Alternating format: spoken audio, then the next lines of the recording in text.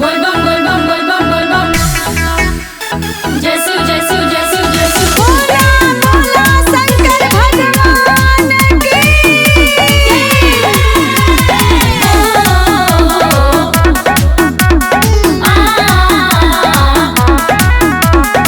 हमरा के पापा जी से पैसा मंगाई दे, जाके बाजारिया से कपड़ा ले आई दे, जाके बाजारिया से कपड़ा ले आई दे। हमरा के पापा जी से पैसा मंगाई दे, जाके बाजारिया से कपड़ा ले आई दे। बोल बम बोल बम जय सर भोले बाबा के दर्शन मारे, जब से चढ़ल बाटे सवन मारे, माई देव घर जाए के करे मनवारे। जब से चढ़ल बाटे सवन मारे, माई देव घर जाए के करे मनवारे। Music by Neha studio.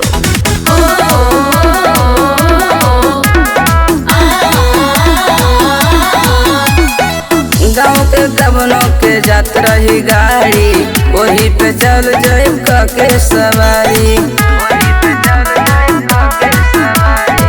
गाँव के कवनों के जात रही गाड़ी, वही पे चल जाए के सवारी। बोल बम बोल बम जय चल ढारम सोमारी के दिन मारे, जब से चढ़ल बाटे सवन मारे, माई देव घर जाए के करे मनवारे। जब से चढ़ल बाटे सवन मारे, माई देव घर जाए के करे मनवारे। बोला बोला बाबा हरि हरि नाथ की